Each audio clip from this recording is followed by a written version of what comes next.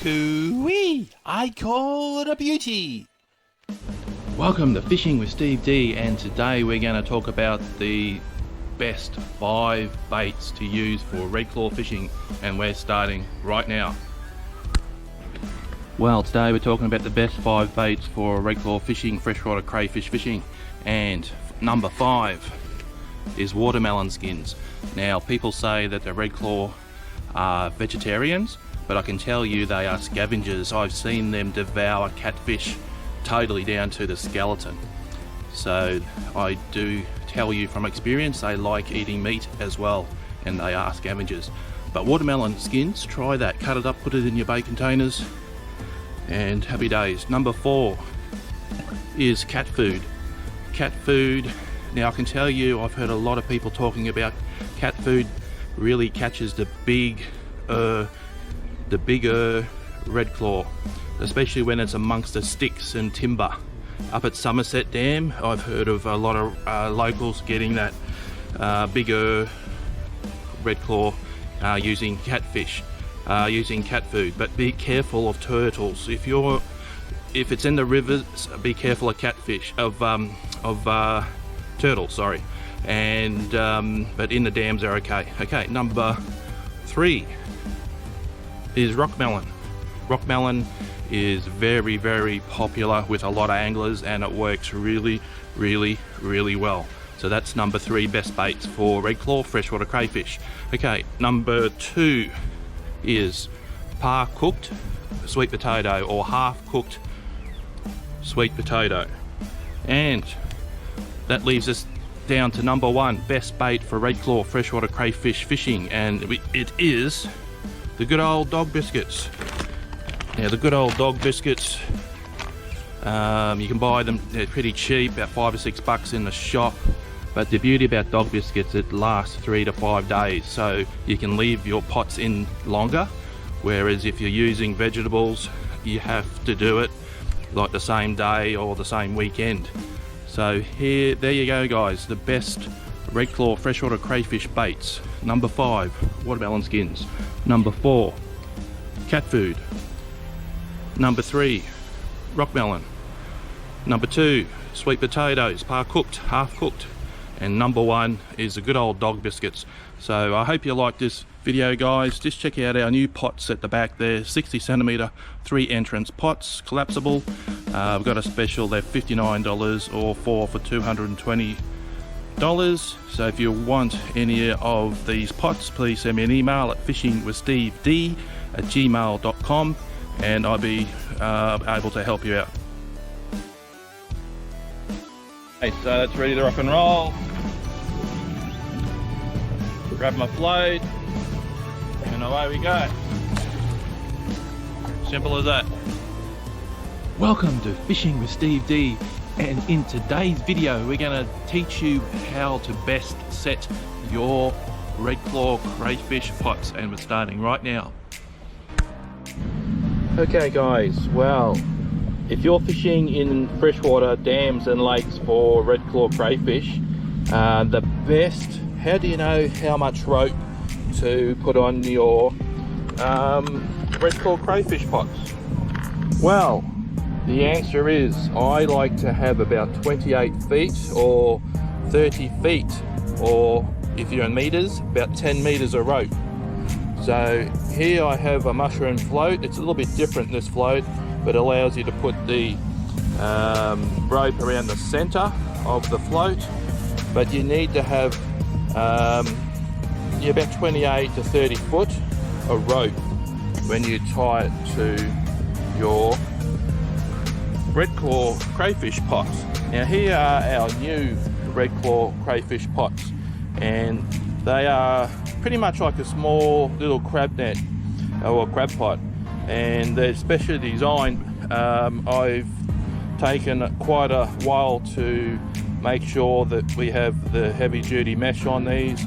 They have double the entrances, so they got 3 entrances on these ones, so you're tripling your capacity to catch your redclaw crayfish. So you can use these for lobsters if you want as well. If you want any of those, just let me know. fishingwithsteved@gmail.com. Even crab pots, you could use it as a crab pot. But see, I've just undone this rope here. It's quite a good heavy duty rope, and then it just opens up. So just opens right up like that, tip them all out into the bucket, and then do it back up again. You just pull it tight, just like that, tie a loop knot in it, and happy days. So, okay, so 30 foot of rope you're going to need. Let's talk about floats.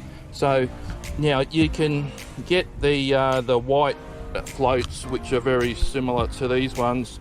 I like to get different floats and make them different, make them unique, because then you know quickly that it's your pot.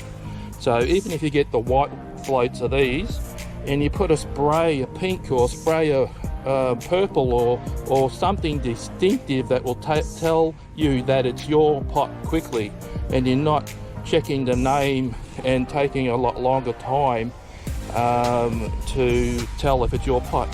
Okay, so I'm also going to talk about these bait holders. Now you can buy these at Kmart in 3 packs for $1.75. Now this is how they come, and this is how they are finished, how you can make them better by putting holes in. Now putting holes in with a soldering iron. So basically you just turn it on, burn the holes in there, do it outside. I made the mistake the other week of doing it inside. You want the fresh air for the smoke to escape and not to breathe any of the fumes inside. So that's the best way of making the bait holders at a good price with a soldering iron. And best way is cable tying here onto your pot, and away you go. So the main purpose of this video is to let you guys know that about 28 to 30 feet of rope is what you need for when you're fishing in the lakes and dams in Queensland. And when after a lot of rain, sometimes they go a bit shallower. They go up to about 16 feet, but you're going to need about 21 foot of rope anyway. So if you work on that 28 to 30 foot of rope, you will cover both options. Now if you guys want some of these new pot designs that I've designed, now guys, two of these pots are out fishing 16 Opera House cheapies. Now that's a big statement, because you're catching a lot more Redclaw crayfish in these pots because they've got more entrances to get in. You think about it, it's not rocket science. So it's a well worth the investment of $59 or 4 for $220. So if you want any of these, shoot me an email, fishingwithsteved@gmail.com, and I'll organise an order for you. Well worth the investment, guys, because you don't need as many pots, but they're catching up to 50 or more at a time. So that's awesome. I mean, it's all about improving your Redclaw crayfish fishing, and we've designed these to do that, guys. So guys, I hope you really like this video. Another little tip is I burn with a soldering iron, name your surname into the floats, and then get your black Nico pen and colour it in so it stands out really well, and make your floats distinctive and make them unique, so you know they're yours quickly and you will save time on the water. And I would recommend a 6mm quality rope. Just spend a bit more on quality rope because you don't want to lose your pots. So a nice quality 6mm rope is what I would recommend to tie on all your Redclaw crayfish, freshwater crayfish pots or lobster pots. Welcome to Fishing with Steve D, and today we're just going to talk about how to do your floats. So you got to have a 6-inch float, and you can either use Nico pen, but what Ray does, he actually gets a soldering iron and he burns the name into the float, and then you can also colour it in with the black Nico pen, which really will stand out. And then you just put your rope. We like to set them about 16 feet to 8 feet, depending what the Redclaw are doing. And then so we have about 25 feet of rope or 30 foot of rope. And then on the pots, you just have your name on the float, and then you have your name, full name and address on the label on the pots. Well folks, we've just pulled this one up and look at the size of this freshwater crayfish Redclaw. Massive. Look at the claws on him. Massive. That's the one we come for. Have a look at the size of these claws. Wow, that's a whopper. That's what we come for, folks. Happy days.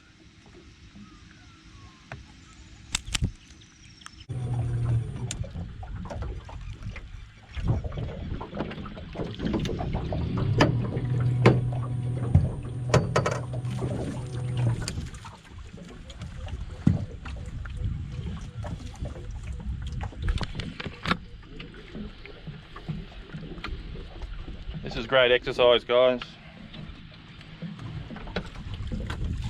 Oh yes, that's what we want to see. There's some rippers in that one. Beautiful. Okay, just turn these around so you can see all this.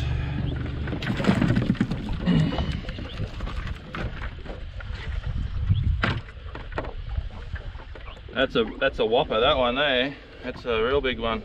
So is that one.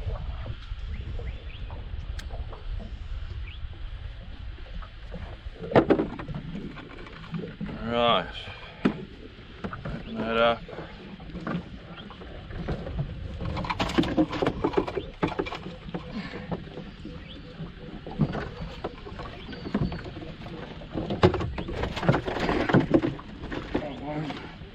There we go. Have a look at that, folks. Beautiful. That's what we come to get, and they get bigger even than that, but that's a great start. Put them in esky, make them go to sleep. Okay, old bait out, new bait in.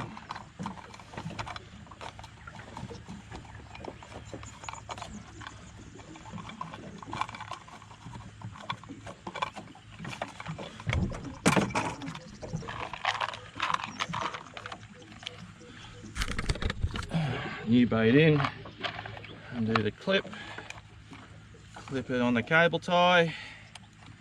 That's around the frame, and away we go. Do that one.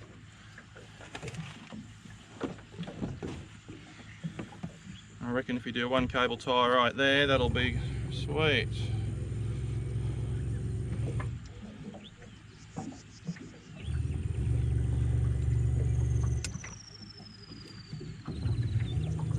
So as you can see, folks, these cable ties really do a very important job, and so the gliders can't undo them.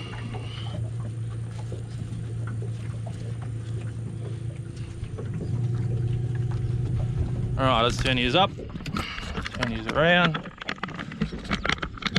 Right,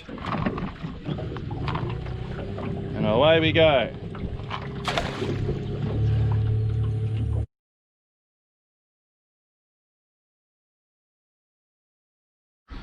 Okay, here we have the 10 things that you're going to need when you go Redclaw fishing in Queensland, but we're going to talk about the rules. So other than up the top of a tip of a Queensland Weipa and Jackie river where the Redclaw are natural, everywhere else other than a Jackie river up at Weipa, in all the other Queensland impoundments, when you catch Redclaw, you got to not return them to the water. You got to take them out, even the young, even the females with eggs.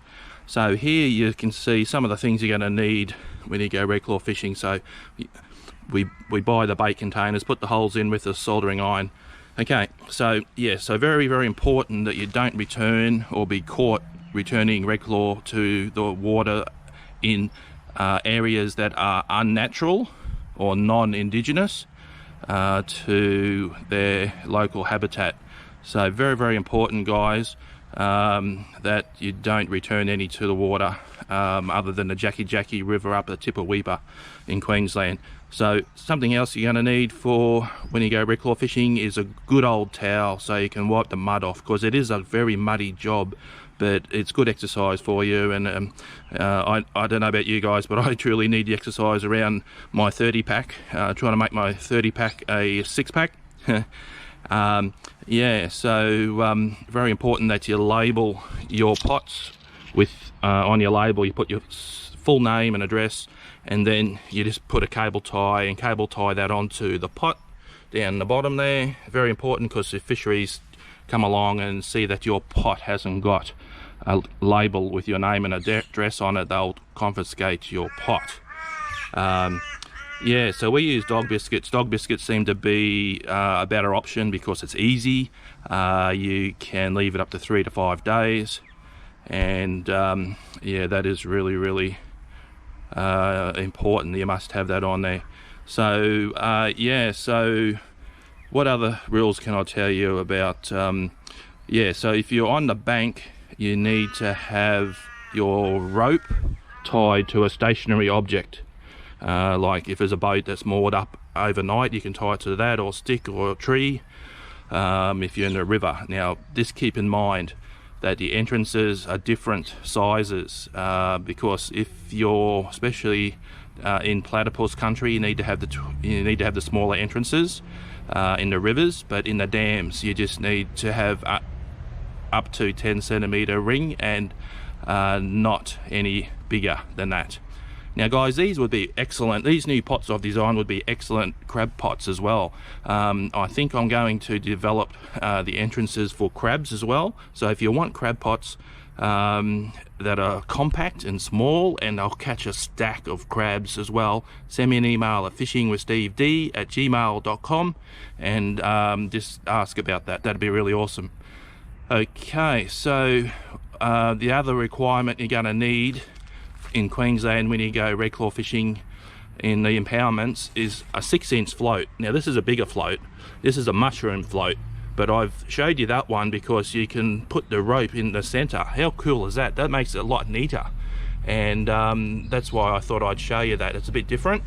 In the floats you got to burn your surname so it stands out, and then I just get some permanent marker pen and I just Nico pen it in so it stands out on the water. Okay, so regulations are you must have a 6-inch float, and on that float you must have your surname. You can write it on with Nico pen, or you can do like I've done, you can burn it in with a soldering iron, and then when that just stands out when you're in the water, colour it in with Nico pen and it stands out even more. So that's the rules and regulations that you'll need to know when you're redclaw fishing in Queensland. Hi guys, welcome to Fisherman Steve D. Well, we're going to check some redclaw pots today, so we're just going to leave the camera roll and get some footage of that, talk about how we're doing it. So Mark here's just pulled one up. So yeah, how's that? Behind you.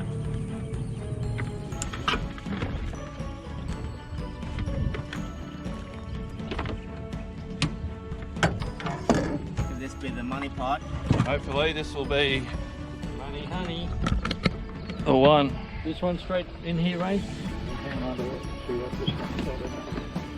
Feels heavy.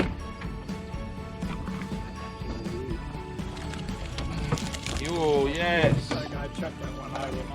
Have a look at that, This one folks. of the one with the fish in it. Pardon? This one of the one with the fish in it. Oh, the one. That's what we want. Yeah. Full of redclaw. All baited, no holes. Always a good idea to check for holes in the sides and even underneath. Okay, let it go. Okay, here we go.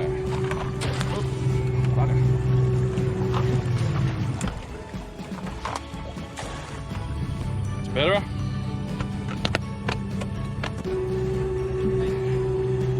go, folks. If you grab them by the back of the head there, they can't nip you. He's trying to nip you, but here we go.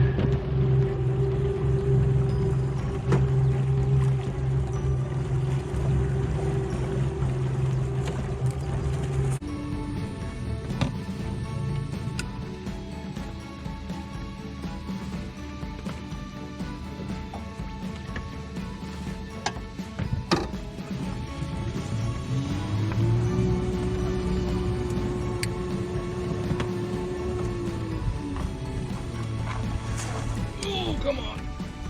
Oh, look at these ones. Woo! That's what we come for, folks. Jackpot.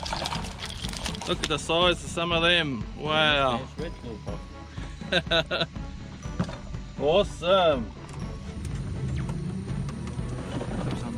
Look, they're trying to get out. Lucky we got the cable ties on because they're trying to get out of there. No, you didn't. It's nearly through this frame. Oh no, it's okay, it's just rusted. Wow. Okay, chip them all in.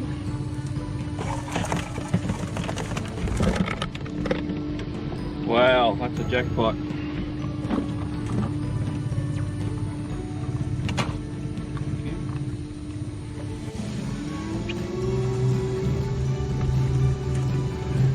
That's what we come to get, folks. A lot of meat in those claws, like I said before. Beautiful.